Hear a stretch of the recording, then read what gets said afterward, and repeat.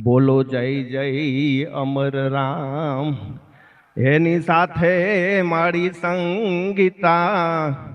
હવે આપણે બધા બોલો જય જય અમર રામ.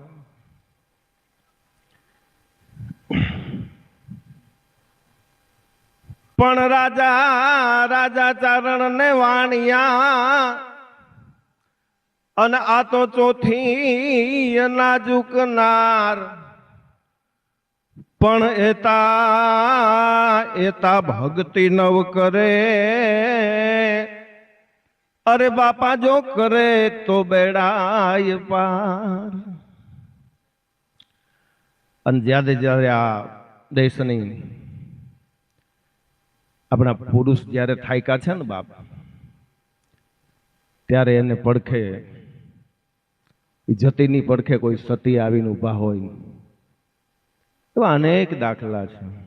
આપણે રોંઢાના સત્સંગમાં એ 12 વર્ષની દીકરીને સાહેબ કીધું ને મૂક,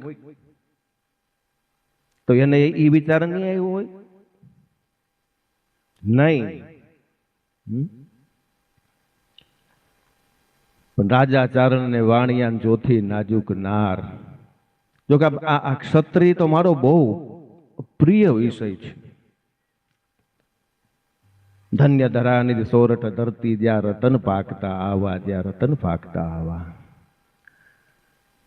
લીલુડા માથડા કુરબાન કરી દીધા હોય એ સનાતન ધર્મને માટે.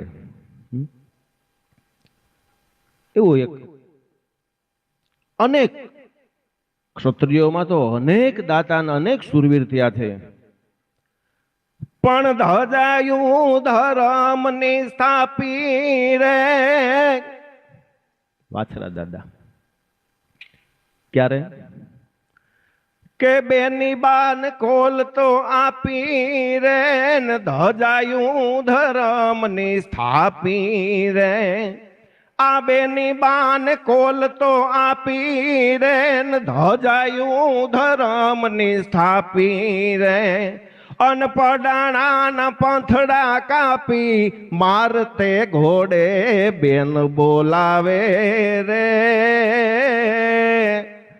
એજી પડાણે થી વાછરો આવે, મારો વીર વાછરો આવે.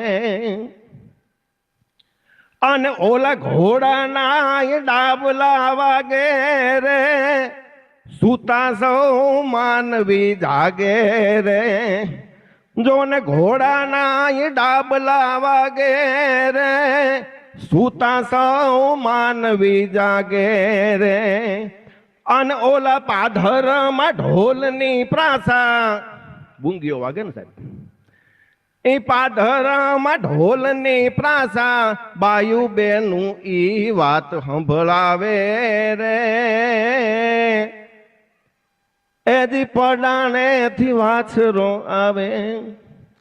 આવા જ્યાં સુરવીર, આવા જ્યાં ભક્તો, જનની જણતો જણજે, કાં ભક્ત દાતા ને કાં સૂર. નહીતર રેજે તું વાંજણી, તારું મત ગુમાવીશ નૂર. કવિએ જનનીને ઠપકો આપ્યો છે, માં તું જણે ને તો કાં ભક્ત, ભક્તનું બિરુદ પહેલા આપ્યું છે. કાં ભક્ત, કાં દાતા અને કાં સૂર, આ ત્રણેયની જરૂર છે. ભક્ત હોય ને એક બે નહીં 71 પેઢીને તારી નાખે સાહેબ. હે આજે તમે જુઓ, આપણે દેવગામ જાય છે ને, તે બાપુને નહીં કેટલી કષ્ટી પડી છે, એમાં શાંતનુને કેટલી કષ્ટી પડી છે. હે તમે વિચાર કરો. એ તો અટાણે આપણને આ બધું આપણે એના ગૂંથેલામાં બેઠા છે ને એટલે.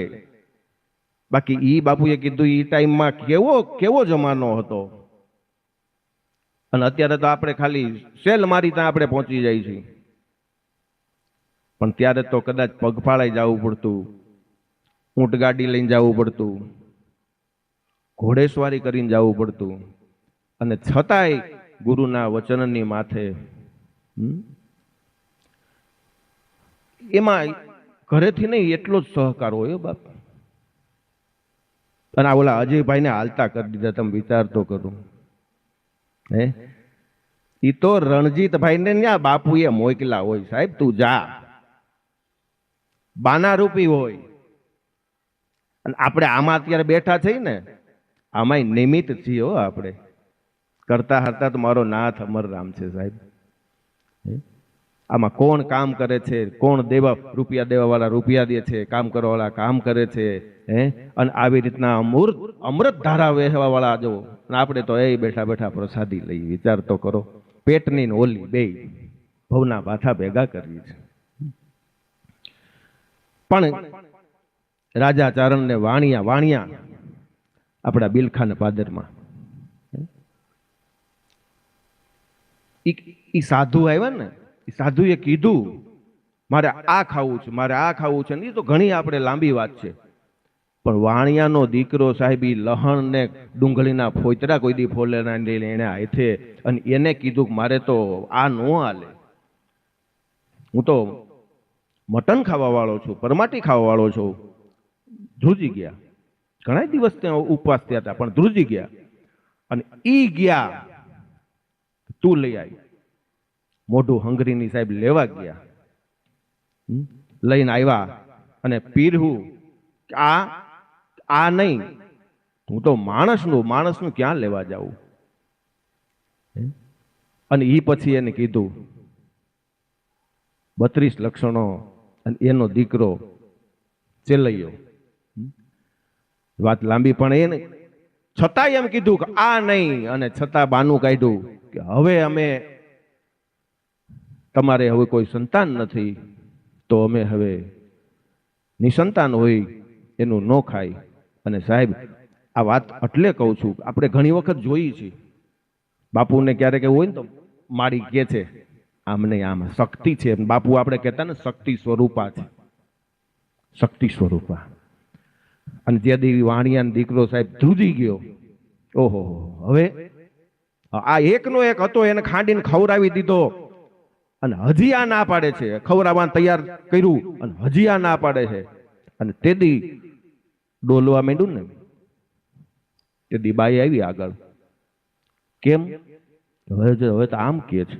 ઓહો, એક બાજુ આવું કે બાપ જાણીને તને કહું છું બાવા, મારે પેટે છે મહિના 5.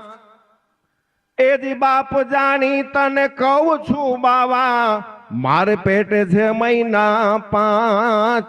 સીતારામનો આશરો જેનો, સીતારામનો આશરો જેને, એને ઊની નો આવે આંચ હેઠો હવે બહેને બાવા, નહીં દઉં ખાવા વિના હું જાવા.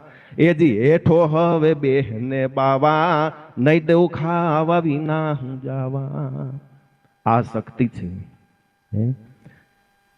આ શક્તિ આ બેનું.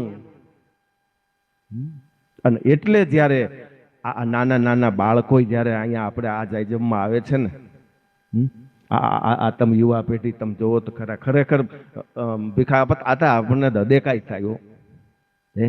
આ ભાઈ આ કેવી વાણી ગાયા હે, જોવો તો આપણને એમ થાય કે ઓહો વાહ પ્રભુ, આ તો તારી કૃપા, જોતો ખરા. બાકી તો આ બેનું નાની દીકરીઓ જોવો, આમાં તો આ સાહેબ અમરુ બાપુની કૃપા છે.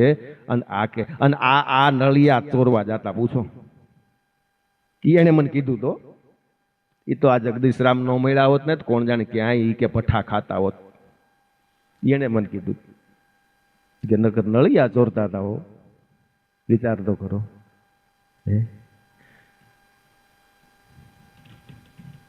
બાપુ એનું કદાચ લ્યો બોલો, વિચાર કરો. નકર ક્યાં આમાં ક્યાં ખાવા નહોતી ખીચડી, જુવારના નહોતા જોગ. આજ અમરુ બાપુ તમારા હિસાબે અમને મળતા 56 ભોગ, મળતા 56 ભોગ.